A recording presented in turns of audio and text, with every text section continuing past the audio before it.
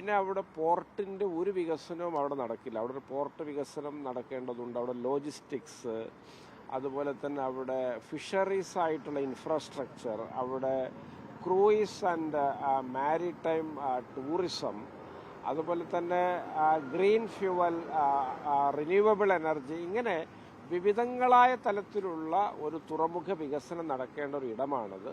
ആ മുഴുവൻ വികസനവും നടക്കേണ്ട കണ്ണായ ഭൂമി ഇത്തരത്തിലൊരു വെസൽ നിർമ്മാണ സ്വകാര്യ കമ്പനിക്ക് തീരെഴുതാൻ വേണ്ടി കഴിഞ്ഞ ഇടതുപക്ഷ സർക്കാർ തീരുമാനിച്ചതാണ്.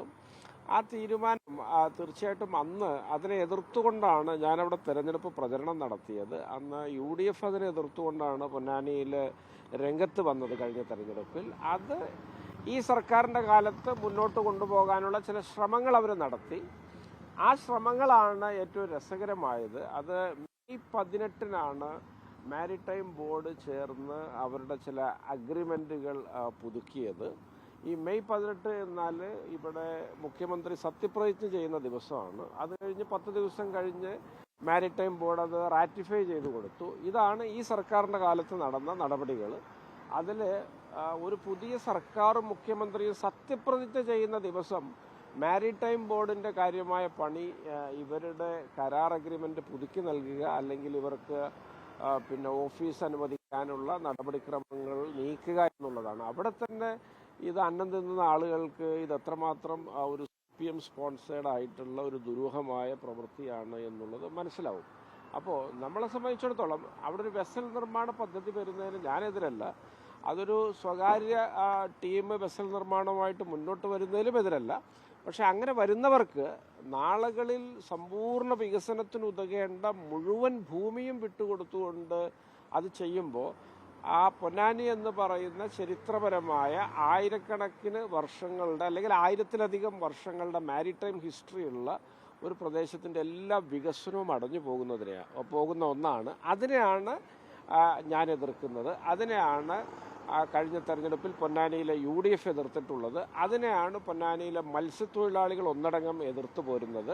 അതുകൊണ്ടാണ് ഇമ്പിച്ചി ബാവയൊക്കെ നട്ടുനനച്ച് പൊന്നാനി തീരദേശത്ത് ഫലഭൂയിഷ്ടമായിട്ട് മുന്നോട്ട് പോയിരുന്ന CPM അവിടെ പാടെ കുത്തഴിഞ്ഞ നിലയിലായത്. ഇപ്പം അവരത് വീണ്ടും ആ വാദവുമായിട്ട് മുന്നോട്ട് വരുമ്പോൾ വിനാശകാല വിപരീത ബുദ്ധി എന്നല്ലാതെ വേറൊന്നതിനെ കുറിച്ച് പറയാനില്ല. ഈ ഭൂമിയുടെ അളവ് കുറയ്ക്കണമെന്നതാണോ MLA ആവശ്യപ്പെടുന്നത്? അല്ല, ഞാൻ ഈ ഭൂമിയുടെ അളവ് കുറയ്ക്കണമെന്നോ അല്ലെങ്കിൽ പിന്നെ അതിൻ്റെ ഏതെങ്കിലും തോതിലുള്ള അനുപാതത്തിലുള്ള മാറ്റമൊന്നും അല്ല ഞാൻ പറയുന്നത്. ഞാൻ ഇങ്ങനൊരു സ്വകാര്യ വെസൽ നിർമ്മാതാക്കൾക്ക് ഇത്രയധികം ഭൂമി നൽകിക്കൊണ്ട് ഒരു പദ്ധതി അവിടെ വരിക എന്നത് തന്നെ ദുരൂഹമാണ്. നിങ്ങൾ ആ പദ്ധതിയുടെ മറ്റ് വിശദാംശങ്ങൾ അന്വേഷിച്ചാൽ ഇവർക്ക് മുമ്പ് വെസൽ നിർമ്മിച്ച് എവിടെയും പരിചയമില്ല. രണ്ടാമത് 2025 രജിസ്റ്റർ ചെയ്ത ഒരു കമ്പനിയാണ്. പിന്നെ ഇത്രയധികം ഭൂമി ഒരു വെസലും നിർമ്മിക്കാൻ കേരളത്തിൽ എന്നല്ല ഇന്ത്യയിൽ എവിടെയും ഒരു സ്വകാര്യ കമ്പനിക്കും ഒരു സർക്കാരുകളും വിട്ടുകൊടുത്തിട്ടില്ല.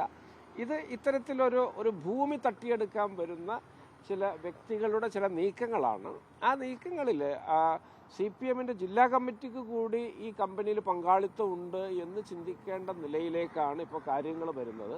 അല്ലെങ്കിൽ ജില്ലാ കമ്മിറ്റിയൊക്കെ മലപ്പുറത്ത് പത്രസമ്മേളനം വിളിച്ചിട്ട് ഇങ്ങനൊരു പദ്ധതിയെക്കുറിച്ച് ആശങ്കാകുലമാവുക എന്ന് പറയുന്നത് അത് വലിയ ആശ്ചര്യകരമായിട്ട് എനിക്ക് തോന്നി. അതുകൊണ്ട് അവർ പിന്നെ ചായത്തിൽ മുങ്ങിയ ഒരു നീലക്കുറുക്കൻ ആയിരുന്നു CPM ജില്ലാ കമ്മിറ്റി ഇതുവരെ. അതിപ്പോൾ ജനങ്ങൾക്ക് മുമ്പാകെ അനാവൃതമായിരിക്കുകയാണ്.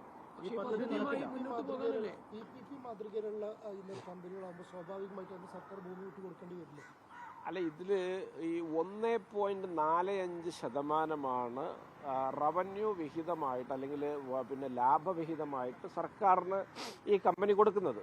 അതുപോലെ തന്നെ ഇതിൻ്റെ ഫിനാൻഷ്യൽ ബിഡിൽ ആകെ ഈ കമ്പനി മാത്രമാണ് പിന്നെ ടെൻഡറിൽ പങ്കെടുത്തത്. പിന്നെ റീടെൻഡർ നടത്തിയപ്പോഴും ഈ കമ്പനിക്ക് മാത്രമാണ് ടെക്നിക്കലായിട്ട് ക്വാളിഫൈഡ് ചെയ്തു എന്ന സർട്ടിഫിക്കേഷൻ മാരിടൈം ബോർഡിൽ നിന്ന് കിട്ടിയത്.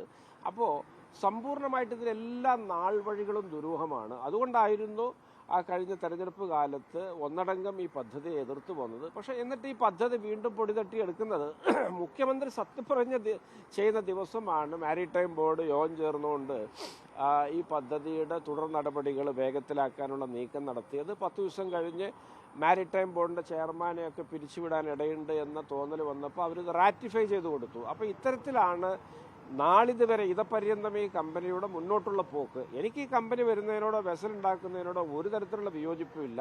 പക്ഷേ അത് നാളുകളിൽ ഈ പോർട്ടിൻ്റെ മുഴുവൻ വികസനത്തിനും ഉതകുന്ന അതിൻ്റെ ഹൃദയഭൂമി മുഴുവൻ അവർക്ക് തീരെഴുതി നൽകിക്കൊണ്ടുള്ളൊരു ഒരു വെസൽ നിർമ്മാണം എന്ന് പറയുമ്പോൾ അത് നിങ്ങൾക്ക് എല്ലാവർക്കും ആലോചിച്ചാൽ മനസ്സിലാവും.